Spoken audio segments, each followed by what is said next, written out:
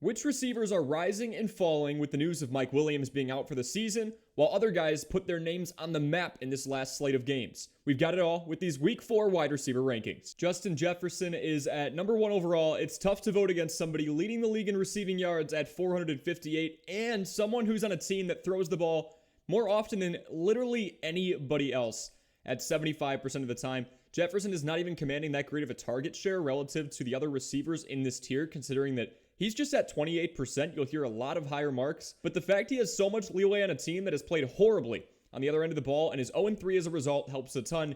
He's got a tough matchup against the Panthers, a secondary allowing the second least amount of fantasy points in the league to the position.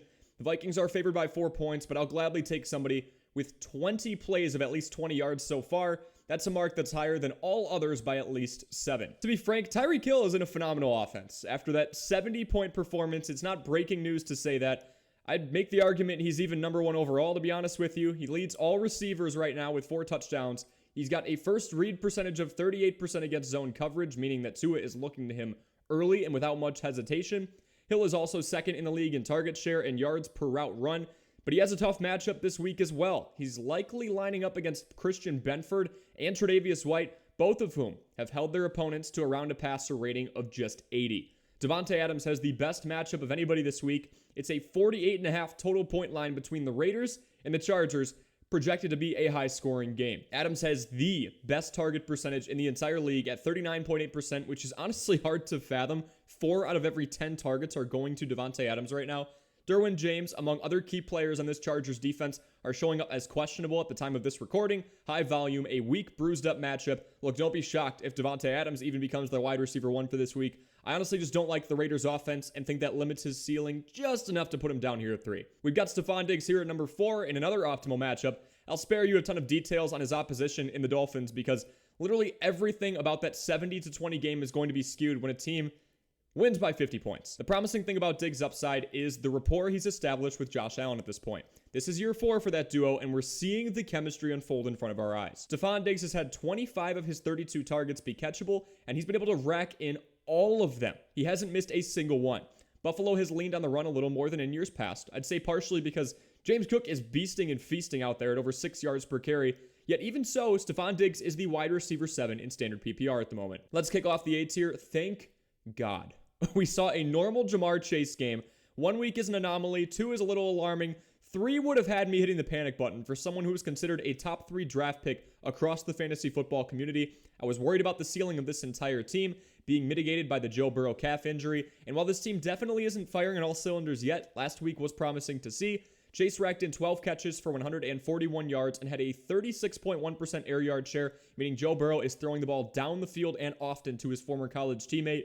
He's lined up against Sean Murphy-Bunting this week, and my personal favorite for this matchup, Christian Fulton, who is allowing a perfect passer rating through week 3. Keenan Allen's potential for a bounce-back season continues to grow. I mean, the guy is currently the wide receiver 1 in standard PPR formats. Pretty hard to fathom. After playing the Vikings, I might add, but nonetheless. I was claiming, since he's older than Mike Williams, that Allen drafters should be wary of injuries coming into the season, but it looks like the Los Angeles injury bug hit the other guy in Williams. The Chargers are 9th in the NFL in terms of how often they throw the ball, and now Keenan Allen faces a Raiders team allowing the 12th most amount of fantasy points to wide receivers.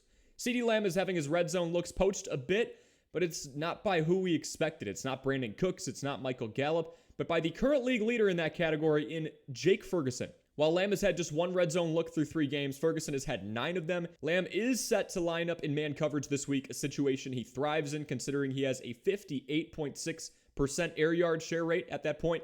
Now, Dallas is a 6.5 point favorite at home, so if this game were to get out of hand, we need Lamb's involvement sooner than later.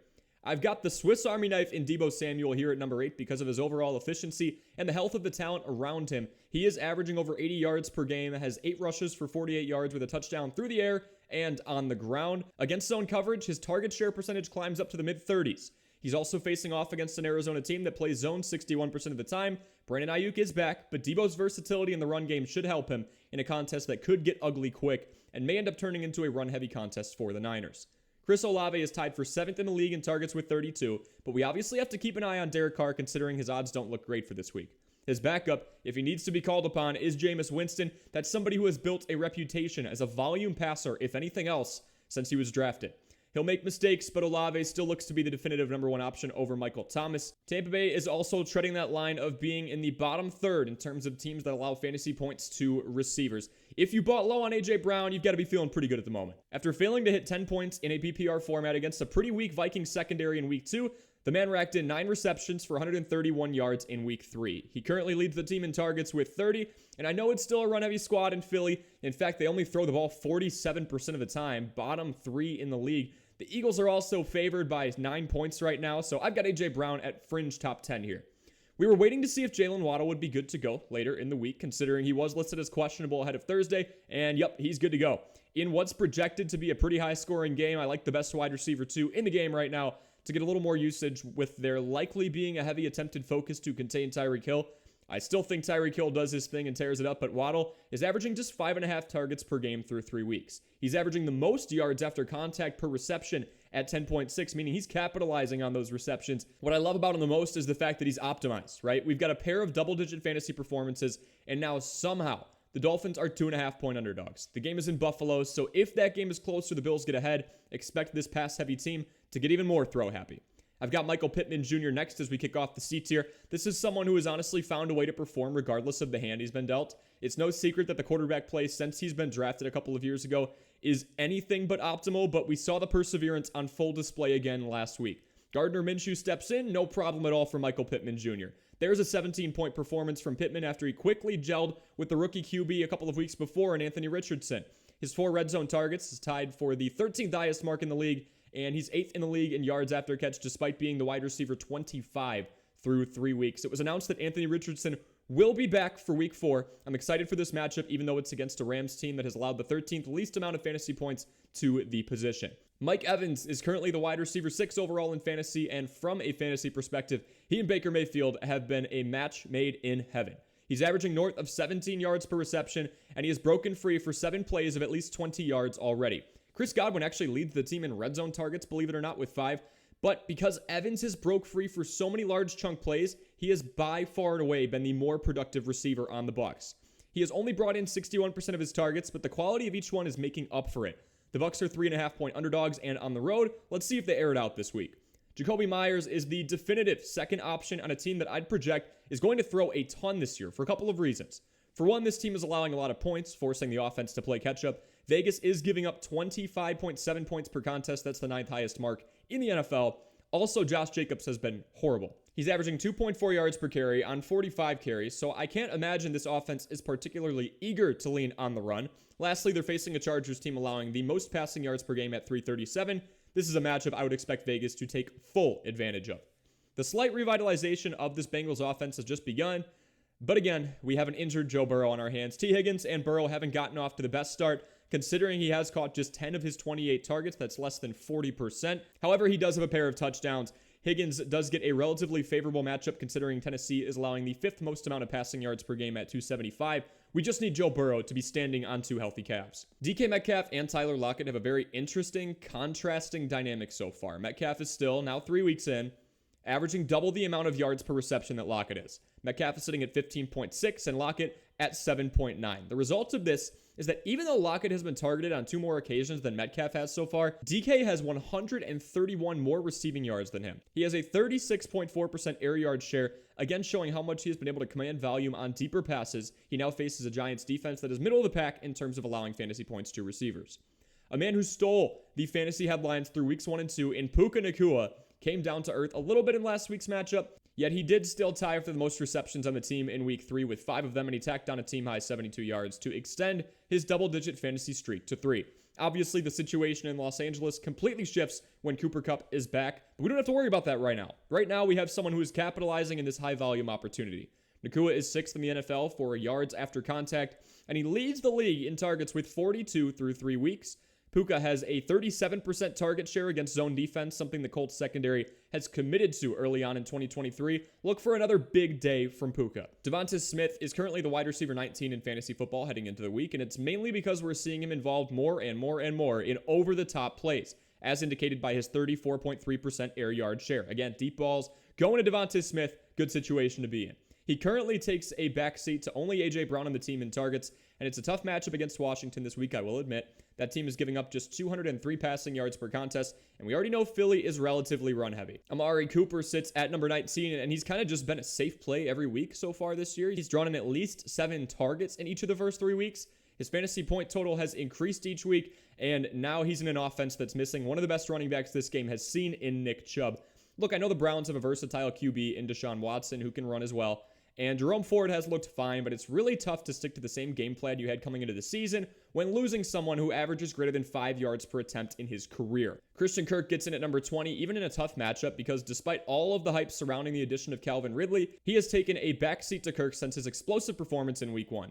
Out of the 3 main wide receivers in Kirk, Ridley, and Zay Jones, Kirk has the best catch percentage so far. Zay Jones may be out for Week 4. Please monitor that. This Atlanta defense is obviously not one to be messed with. They're allowing just 170 passing yards per game so far, but if anyone's going to get involved and have success as the go-to guy for Lawrence, Christian Kirk looks to be the reliable option. Brandon Ayuk is declared as healthy, and with what we saw from him in Week 1 when he was 100%, it was phenomenal. He caught all 8 passes thrown in his direction, scored a pair of touchdowns. He's caught all 11 of the catchable passes thrown his way so far, and Arizona, his opposition, is bottom 12 in terms of passing yards allowed per game. My only concern is that with the 49ers being 2 touchdown favorites, they could get ahead big and could stunt any chance for Ayuk to put up something close to that Week 1 performance. Should still be heavily involved early on, though. I'm not fully giving up on Garrett Wilson just yet. The situation in New York is anything but optimal. Zach Wilson is inaccurate, choreographing his throws. He looks panicked, doesn't have much pocket presence. We know, okay? But he has a definitive favorite in Garrett Wilson. Wilson's target share percentage is north of 30, a healthy mark for sure. It's a tough matchup against a Kansas City defense that held the electric Jacksonville offense to just 9 points, but I see the garbage time upside coming in here. As much as this team would love to lean on the run, I really do think that Patrick Mahomes and company push the Jets' hand and force them to throw a ton, because I think they're going to get ahead by a lot early, resulting in Garrett Wilson coming down with a few grabs. We were pretty high on Adam Thielen rolling into the season because of the idea that you've got a veteran wide receiver 1, sure-handed, who had a phenomenal career in Minnesota, matched up with a rookie QB, likely looking for some guidance. Not to mention Carolina is probably going to be playing from behind a lot this year. I mean, I'll use this rule of thumb, Bryce Young or not, it didn't take long for Thielen to make himself top 25 good. Now he's taking on his former team in the Vikings and one of the worst secondaries in the NFL, so regardless of who's under center, phenomenal matchup. Let's have a day, Adam Thielen. Tank Dell is much more than the preseason hype train he was drawn up to be. He's a significant part of an offense under CJ Stroud that likes to throw the ball a lot more than we anticipated, and they're doing a better job than most thought as well. We talk about the 3 attributes we want to see in fantasy. I have nailed this concept into all of you since we started this channel over a year ago. Availability, opportunity, and productivity. That's what we want to look for in a promising fantasy candidate. Availability, Tank has been healthy so far. Opportunity, not much at first, but because of the third concept, productivity, with a catch percentage near 75%, despite the fact that his yards per reception is up around 17, he's going to get more opportunity. He sits behind Robert Woods and Nico Collins in targets, but that's not a problem for a team expected to win just 4 or 5 games this season that'll presumably be working from behind a lot. We'll finish out with Tutu Atwell against Indianapolis. Atwell has seen a consistent and so far reliable amount of volume. We've got 8 targets, 9 targets, 9 targets across 3 weeks with a touchdown in the 19-16 loss to Cincinnati last week. Atwell has nearly 250 total yards as the Rams wide receiver 2 behind Puka, and he's averaging 19.9 air yards per reception, a down-the-field threat in an offense that may be working from behind since we know Anthony Richardson is going to be back on the other end. Yeah, let's ride with Atwell at the 25th and final spot on these rankings. Fringe players for this week: George Pickens, Zay Flowers, Marquise Brown, DeAndre Hopkins, Tyler Lockett, Calvin Ridley, and Joshua Palmer. Thank you so much for watching. As always, we appreciate your support. Ask any questions you have in the comment section below. Leave a like and subscribe if we helped you rolling into week 4 of fantasy football, and we will see you in the next video.